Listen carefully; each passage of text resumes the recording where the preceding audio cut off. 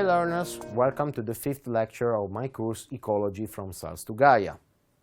Today we will talk about interspecific competition and the avoidance of competition. So, what is interspecific competition? The essence of interspecific competition is that individuals of one species suffer a reduction in fecundity, survivorship or growth as a result of exploitation of resources or interferences by individuals of other species. Species are often excluded by interspecific competition from locations at which they could exist perfectly well in absence of interspecific competition. With exploitation competition, the more successful competitor is the one that more effectively exploits shared resources. Two species exploiting two resources can compete but still coexist when each species holds one of the resources at a level that is too low for effective exploitation by the other species. Two species exploiting the same resources can compete but still coexist when each species holds one of the resources at the level that is too low for effective exploitation by the other species. A fundamental niche is the combination of conditions and resources that allow a species to exist when considered in isolation from any other species. Whereas its realized niches is the combination of conditions and resources that allow it to exist in the presence of other species that might be harmful to its existence, especially interspecific competitors. The competitive exclusion principle states that if two competing species coexist in a stable environment, then they do so as a result of differentiation of their realized niches. If, however, there is no such differentiation, or if it's precluded by the habitat, then one competing species will eliminate or exclude the other. However, whenever we see coexisting species with different niches, it is not reasonable to jump to the conclusion that this is the principle in operation. The only true test for whether the competition occurs between species is to manipulate the abundance of each competitor and observe the response of its counterparts. Environments are usually a patchwork of favorable and unfavorable habitats, and these patches are often only available temporarily. Patches often appear at unpredictable time and in unpredictable places.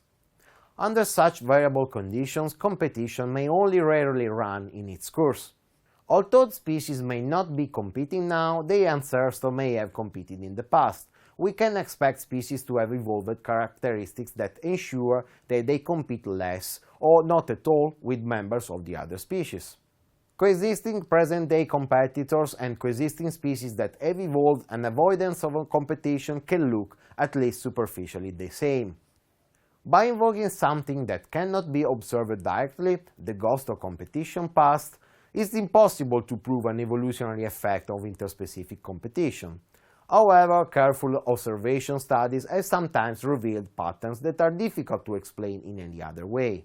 Interspecific competition tends to structure communities by acting within guilds, that are groups of species exploiting the same class of resource in a similar fashion. Niche complementarity can be discerned in some communities where coexisting species that occupy a similar position along a niche dimension tend to differ along another dimension. Niches can be differentiated through differential resource utilization. In many cases, however, differential resource utilization expresses itself as either microhabitat differentiation between the species or a difference in their geographic distribution. Alternatively, differential resources utilization may express itself as a temporal separation between species. Niches can also be differentiated on the basis of conditions. This too can express itself as either a microhabitat differentiation or a difference in geographic distribution or a temporal separation. So now we need to say the truth about competition. Surveys of published studies of competition indicate that the current competition is widespread, but these exaggerate to an unknown extent the true frequency of competition. The theory of interspecific competition predicts that the niches of competing species should be arranged regularly rather than randomly in the niche space. This reflects that they should be more distinct morphologically than expected by chance, and that competitors should be negatively associated in their distribution. neutral models have been developed to determine what the community pattern would look like in the absence of interspecific competition. Real communities are sometimes structured in a way that makes an influence of the avoidance of competition difficult to deny. So at the end of this first module, I have some other questions for you. First one is, try to define the fundamental niche and the realizing niche. How do these concepts help us to understand the effect of competition? Second, try to define niche complementarity and, with the help of an example, explain how it may help to account for the coexistence of many species in a community.